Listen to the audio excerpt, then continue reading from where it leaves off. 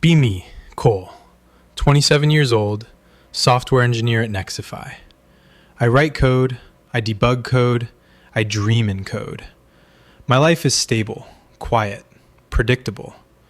Or it was, until Kendall and Tate happened. Kendall is 26, marketing. She's a force of nature, hair dyed purple, wears clothes so bright they hurt your eyes, talks so loud you can hear her from the parking lot.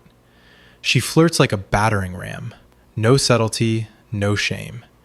She leaves sticky notes on my monitor. Your coat is sexy. You looked hot in the stand-up meeting. I stole your mug. Come find it. I find my mug on her desk. She's drinking from it. Finders keepers. That's literally my mug. I know. Now it's ours. She winks. I retrieve my mug. She steals it again the next day. Tate is 25, UX designer. Kendall's complete opposite. She's quiet, wears oversized hoodies, thick glasses. Her hair is always in a neat ponytail. She looks like a librarian. She is not a librarian. She's calculated, methodical. She doesn't flirt openly, she infiltrates. One day I mention I like oat milk in my coffee. The next day, there's oat milk on my desk. No note, no explanation, just oat milk. I look over. Tate is staring at her screen, not looking at me, but she knows I'm looking at her. You mentioned it. On Tuesday, at 3:14 p.m. I remembered. You remembered the time? I remember everything about you, Cole. She says it like she's reading a weather report. Completely calm, completely terrifying.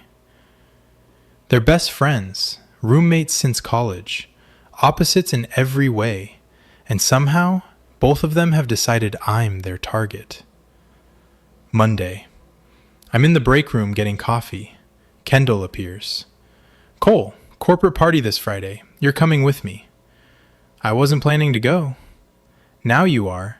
I'll buy you drinks, many drinks. You'll be very drunk and very impressed by me. That's a sales pitch. I'm in marketing. Everything is a sales pitch. She leans against the counter, very close.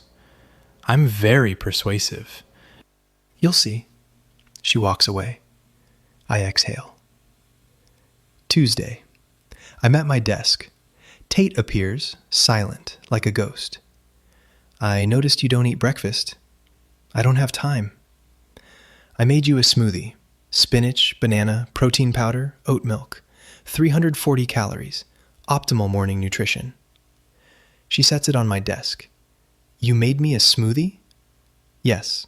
With exact calorie count? I researched your dietary needs. You skip breakfast 73% of the time. That's not healthy. You've been tracking my breakfast habits? I track everything about you. It's not creepy. It's data-driven. That's exactly what a creepy person would say. Drink the smoothie, Cole. She walks away. I drink the smoothie. It's really good. Wednesday. Kendall changes my desktop wallpaper. It's a photo of herself holding a sign that says, "Go out with me." Kendall, she calls from across the office. You haven't answered yet. You didn't ask. I'm asking now. Go out with me. The entire office is watching. Marcus, our product manager, is eating popcorn. Actual popcorn. He brought it specifically for this. Fine. Finally! She does a victory lap around the office, high-fiving people. Thursday. Tate sends me a calendar invite. Dinner, my place, 7 p.m. I'm cooking. I already have plans with Kendall. I know, this is for Friday. Kendall asked me to the corporate party Friday. The party ends at 10 p.m. You'll be hungry. I'll have dinner ready at 10:30. You've scheduled around Kendall. I've optimized the schedule. You get both. Everyone wins. You two are insane. We prefer efficient. Friday, corporate party. Kendall drags me around like a trophy. She's wearing a dress so bright it practically glows. This is Cole. He's my date. Yes, I finally wore him down. Coworker, congratulations. I'm being worn down. Shut up, you love it. She kisses my cheek and leaves a purple lipstick mark. There, branded. The party ends at 10. I go to Tate's apartment. She's made pasta from scratch. Candles on the table, soft music. You have lipstick on your cheek. Kendall. I know, I factored that in. You factored in Kendall kissing my cheek? I factor in everything. Sit. Eat. I sit. I eat. The pasta is incredible. I researched your favorite foods. You mentioned liking carbonara in a Slack message 6 months ago. I found the message. You searched 6 months of Slack messages? I have a spreadsheet. Of course you do. I go home exhausted, confused, and realizing I'm dating 2 women at the same time, and neither of them seems to mind. 2 weeks later, we're working late, all 3 of us. Deadline crunch. It's almost midnight. We're the last ones in the building. We get in the elevator, doors close. We start descending, and then, clunk. The elevator stops. Lights flicker, go out. Emergency lights come on, dim, orange. We're stuck. You've got to be kidding. This is fine, totally fine. I'm not claustrophobic. I'm not. She's clearly claustrophobic. The building has backup generators. They'll get us out. Estimated wait time, 45 to 90 minutes. How do you know that? I read the building safety manual, page 47, elevator protocols. Of course you did. It was informative. We sit on the floor. The elevator is small. We're close. Very close. Kendall on my left, Tate on my right. Well, this is awkward. It's only awkward if we make it awkward. We're 3 people who are, whatever we are, trapped in a metal box. It's already awkward. Silence. So, you 2 are best friends? Since college. Freshman year, we were roommates. She was loud, I was quiet. It worked. She organized my closet. I dragged her to parties. Symbiosis. And now you're both interested in me? Interested is a weak word. I prefer invested. I prefer obsessed. That's not better. It's honest. Silence again. Okay, I'm just going to say it. We both know what's happening here. Yes. We're both into Cole. We've been into him for months. We've been avoiding talking about it because we didn't want to ruin our friendship. Correct. But we're trapped in an elevator, so we're talking about it now. I'm right here. We know, shut up for a minute. Kendall, I've known about your feelings since you started leaving sticky notes. You're not subtle. And I've known about yours since you memorized his coffee order. You're not as stealthy as you think. I'm extremely stealthy. You made him a spreadsheet. That's romance. That's insane. You changed his desktop wallpaper to your face. That's marketing. They're both laughing now. Are you 2 fighting or bonding? Both. Simultaneously. That's how we work. Silence. So what do we do? I don't want to lose you as a friend. I don't want to lose you either. And I don't want to give up Cole. Same. Again, right here. Cole, be honest. Do you like both of us? I'm trapped, literally and figuratively. Yes. Equally? Differently, but yes, equally. Interesting. Very interesting. The emergency lights hum. What if we shared him? Define shared. I don't know. We're both into him. He's into both of us. We live together. We share a Netflix account. Why not share a boyfriend? That's either the stupidest or the most brilliant thing you've ever said. I've been saying that for years. We'd need rules. Obviously, you love rules. A schedule, boundaries, communication protocols. See, this is why I need you. I have the vision, you have the structure. And Cole? What about me? You have no say in this. Just kidding. You have some say. Minimal say. Consultative say. I feel very objectified right now. You love it. She's not wrong. The elevator jolts, lights come back on. We start moving. Doors open, building security is there. We walk out into the lobby, different people than when we went in. 2 days later, I'm called into a conference room. Kendall and Tate are there. They have a PowerPoint, an actual PowerPoint. Title slide, Coal Distribution Protocol. You made a PowerPoint? I made the PowerPoint. Kendall provided the creative direction. The clip art is my contribution. There's clip art of a man surrounded by 2 women. The man looks confused. Accurate. Tate clicks to the next slide. Rule 1, no jealousy. If either of us feels jealous, we discuss it immediately.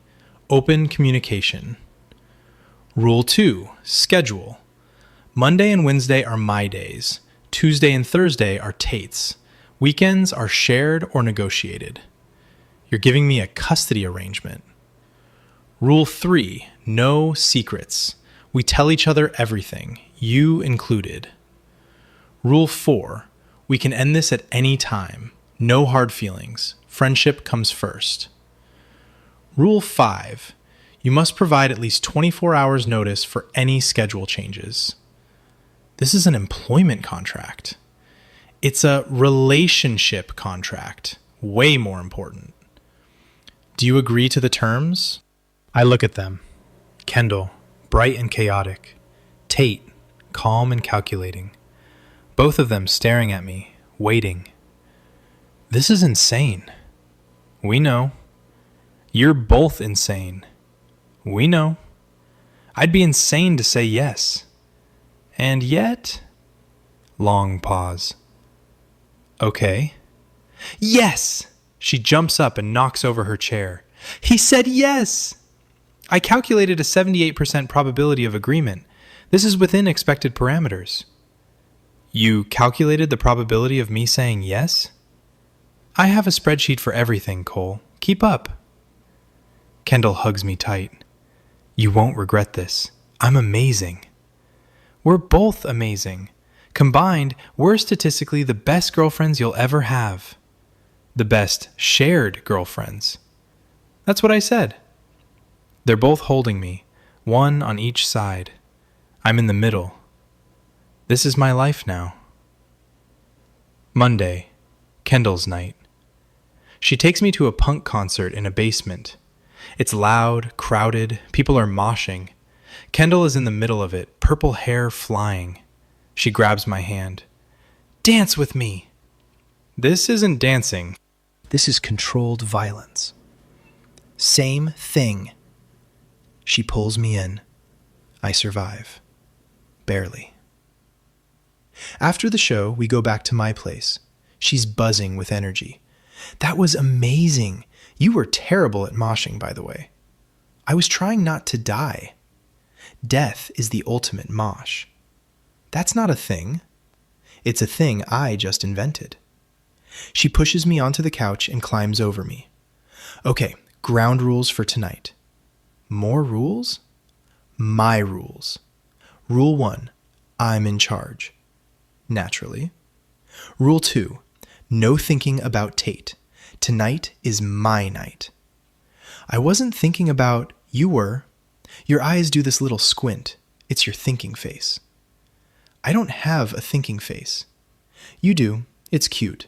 But no thinking face tonight. She kisses me hard. It's like being hit by a truck. A very attractive purple-haired truck. She's aggressive, passionate. She knocks over a lamp. Sorry. That was my favorite lamp. I'll buy you a new one. She knocks over a glass of water. I'll buy you a new glass, too.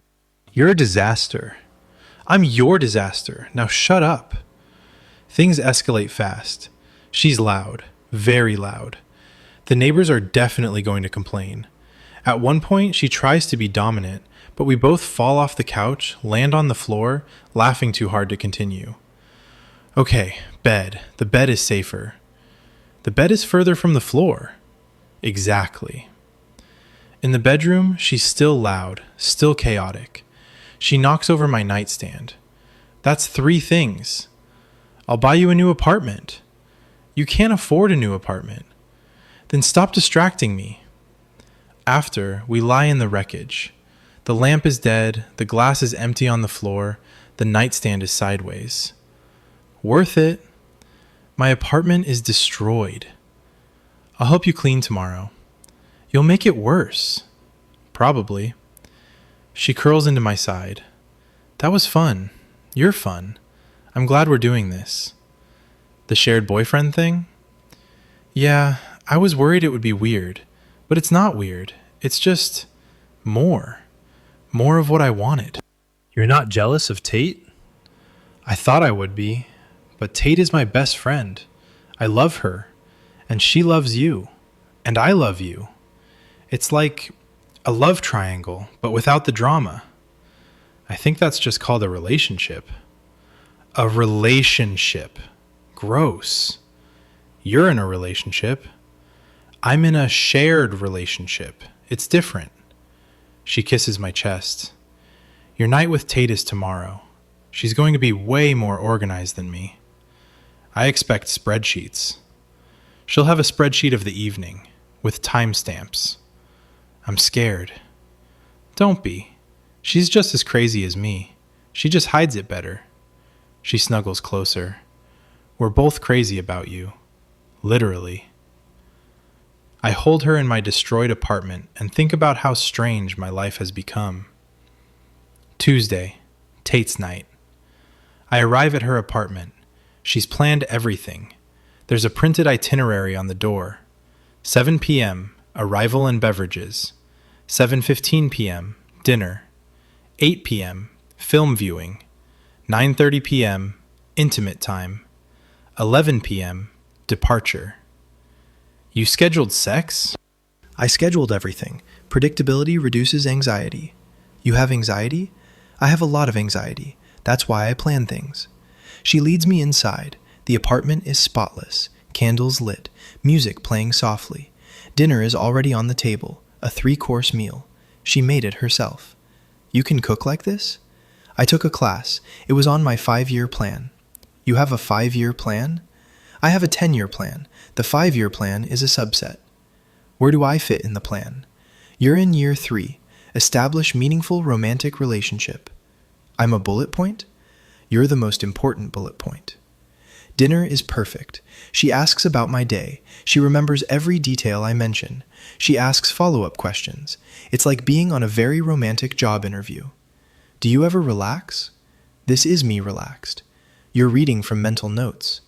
I prefer accessing memory files. Same thing. Cole, I'm not good at spontaneous. I never have been. Kendall is the spontaneous one. I'm the planner. That's why we work as friends. And that's why we'll work as this. As girlfriends? As your girlfriends. Plural. She says it like she's testing the word. You're not comfortable with the word? I'm comfortable with the reality. The word is new. She reaches across the table and takes my hand. I've never done anything like this. I've never shared anything. I'm very possessive by nature. But you're sharing me? With Kendall. Only Kendall. She's the exception to every rule I have. Why? Because she's my person, and you're becoming my person, and I don't want to choose. I squeeze her hand. You don't have to. 8 p.m., film viewing. She picked a documentary about typography. A documentary about fonts? Typography is the foundation of design. It's fascinating. You're such a nerd. You're a software engineer. You have no room to talk. Fair point. We watch the documentary. It's actually kind of interesting. She holds my hand the whole time. 9:30 p.m. Intimate time. She leads me to her bedroom. It's immaculate. Everything in its place. I have a plan for this as well. Of course you do. But I'm willing to deviate from the plan. Slightly. How slightly? 15% deviation, maximum. You're giving me 15% spontaneity? It's a gift. She kisses me, soft, precise. She's not aggressive like Kendall. She's methodical. She takes her time. She pauses to adjust things. A pillow, the blanket, her hair. You just fixed the pillow. It was suboptimal. You're optimizing the bed during sex? Ergonomics are important. You'll appreciate this later. I laugh. She kisses me to shut me up. It works. She's quiet, controlled, but there's intensity underneath, like a river under ice. When she lets go, it's not loud like Kendall. It's a sharp inhale, a whispered word, her fingers gripping my shoulders. And it's just as powerful. After, she's perfectly composed within 30 seconds. She fixes her hair, adjusts the blanket. That was within acceptable parameters. Acceptable parameters? Very acceptable. High marks. You're grading our sex? I grade everything. You got an A-. Why the minus? You rushed the second phase. I had to correct you. You're giving me performance feedback? Continuous improvement is key to any successful relationship. She says it completely deadpan, then cracks the tiniest smile. I'm joking. Mostly. You're impossible. I'm efficient. She curls into my side, very precisely, head at the optimal angle on my shoulder. I'm glad we're doing this, the sharing. I didn't think I'd be okay with it, but I am. Because it's Kendall? Because it's Kendall, and because it's you. She looks up at me. I don't share well, but for this, I'll learn. Weeks pass. The schedule works, mostly. There are glitches. Once Kendall and Tate both showed up at my apartment on the wrong day. They argued about whose fault it was. Kendall blamed Tate's spreadsheet. Tate blamed Kendall's inability to read spreadsheets. They compromised by both staying. That was an interesting night. The office is catching on. Marcus corners me in the break room. Dude, I saw Kendall kiss you yesterday. Yes. And I saw Tate bring you lunch today. Yes. And you were holding hands with Kendall on Monday and Tate on Tuesday? Also yes. Are you dating both of them? It's complicated. It's not complicated. It's either yes or no. Then yes. You're dating both of them? Yes. At the same time? Yes. And they know about each other? They planned it. They made a PowerPoint. Marcus stares at me. A PowerPoint? With clip art? Clip art? Of a confused man between two women. Was the confused man you? Very much so.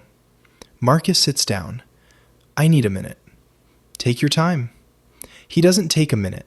He tells someone who tells someone else. By Friday, the whole office knows. People stare. People whisper. Kendall loves it. We're famous. We're notorious. Same thing. Harrison calls us into his office. I've heard rumors. They're not rumors. They're facts. We're all dating. Together. Consensually. With a schedule and everything. A schedule? I can provide the spreadsheet. Harrison holds up his hand. I don't want the spreadsheet. I want to know if this is going to cause problems. No problems. We're all professionals. Mostly professionals. 87% professional. I don't want to know what the other 13% is. Probably for the best. Harrison sighs. Just keep it out of the office. No drama, no scenes. Define scenes. No scenes, Kendall. You're no fun. I'm aware. Dismissed. It's not perfect. Nothing is. One night, I'm with Kendall. She's quiet. Too quiet. Kendall isn't quiet. What's wrong? Nothing. Kendall, she sighs. Do you like Tate more than me? What? She's so organized. She plans everything. She's never chaotic. I'm always chaotic. I break things. Literally. I broke your lamp. I didn't care about the lamp. But I'm a mess, and Tate isn't. Maybe you'd rather be with someone who isn't a mess. Kendall, I like you because you're a mess. You're fun and spontaneous, and you make me laugh. Tate is different. I like her too, but I like you for you. You're not just saying that? I'm not. She looks at me. Okay. Okay. She hugs me. I needed to hear that. The next day, Tate comes to me. Kendall said you reassured her. She told you? We tell each other everything. Rule 3. Right. I need reassurance too. About what? I'm not fun, like Kendall. I'm rigid and planned, and I grade our intimate time on a mental rubric. I know. It's terrifying, and also kind of hot. What? The fact that you care enough to optimize, that you pay attention. No one's ever paid that much attention to me. I pay attention to everything about you. I know. I love it. She relaxes, visibly. Okay. Okay. I still think you could improve your second phase pacing. I'm working on it. I'll send you notes. She does. She sends me a document with bullet points. I read the whole thing. A month later, the jealousy creeps in. Not between them and me, but between them. Kendall feels like Tate is better at being a girlfriend. Tate feels like Kendall is more fun, and I secretly prefer her. They start snipping at each other, small comments. Must be nice to have everything planned to the minute. Must be nice to be able to function without a plan. What's that supposed to mean? It means you're impulsive and messy, and you're rigid and boring. They're both crying now. I'm standing between them. Stop, both of you. They stop. This is exactly what we said we wouldn't do. You're best friends. You've been best friends for years. I'm not going to be the reason that ends. Cole, if this isn't working, we stop. I'd rather lose both of you as girlfriends than be the reason you lose each other. Silence. Kendall looks at Tate. Tate looks at Kendall. I'm sorry. I'm sorry too. You're not boring. You're stable. I need stable. You're not messy. You're spontaneous. I need spontaneous. They hug, crying. I stand there relieved. We almost ruined this. We caught it. That's what matters. New rule. What? We stop comparing ourselves. I'm me, you're you, Cole likes both. End of story. Agreed. They look at me. You can hug us now. I hug them both. Things settle. The jealousy fades. We find a rhythm. Kendall's chaos and Tate's order. I'm the center they orbit around. Sometimes literally. We have movie nights, all three of us, on the couch, Kendall on my left, Tate on my right, arguing about what to watch. Kendall wants action. Tate wants documentary. I want peace. We compromise on horror comedy. It's terrible. We love it. One night, they gang up on me. We've been talking. We do that frequently. About the future. What about it? We want you to move in. With us. Our apartment is larger. We've calculated the space. You'd have your own room for when you need alone time, but mostly you'd be with us.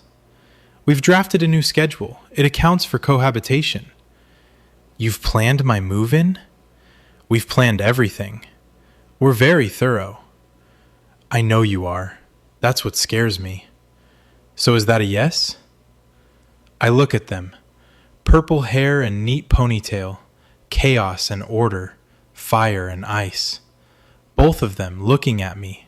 Waiting. Yes. Yes! She tackles me. I calculated a 92% probability. Only 92? I factored in your resistance to change. Fair. 6 months later, I live with them. The apartment is a strange hybrid. Kendall's messy corner, clothes everywhere, concert posters. Tate's pristine corner, labeled containers, color-coded calendar on the wall. My stuff is somewhere in between. It works. It shouldn't work, but it works. Marcus visits once. This is not what I expected. What did you expect? I don't know. More chaos? More drama? Kendall from the kitchen. The drama is scheduled for Thursdays. Tate. It's on the calendar. Marcus looks at the calendar. There is indeed drama written on Thursday. You schedule your drama? It's more efficient. I'm leaving now. That's fair. Last night, we're on the couch, all three of us. Movie playing. Kendall is painting her nails, purple. Tate is typing on her laptop, probably a spreadsheet. I'm in the middle, reading a book. This is nice. This is optimal. You're such a nerd.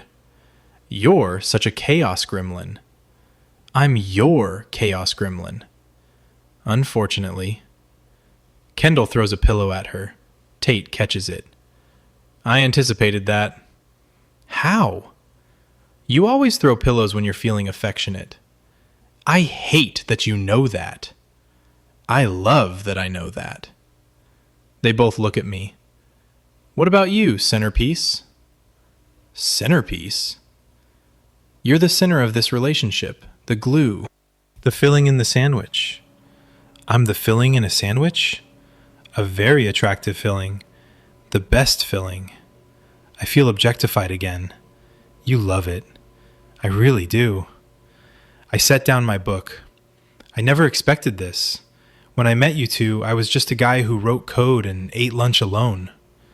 And now? Now I'm the shared boyfriend of two insane women who made a PowerPoint to claim me. The PowerPoint was a collaborative effort. The clip art was my idea. Of course it was. I pulled them both closer. I love you, both of you, differently, equally, completely. We love you too. Statistically, this is the happiest I've ever been. Did you just quantify your happiness? 9.4 out of 10. Why not 10? Room for improvement, continuous growth. You're impossible. I'm efficient. They both kiss my cheeks simultaneously, left and right. Kendall leaves a purple lipstick mark. Tate wipes it off with a tissue she had ready. Of course she had a tissue ready. This is my life now, trapped between two insane female coworkers who turned out to be the best thing that ever happened to me. And I wouldn't have it any other way.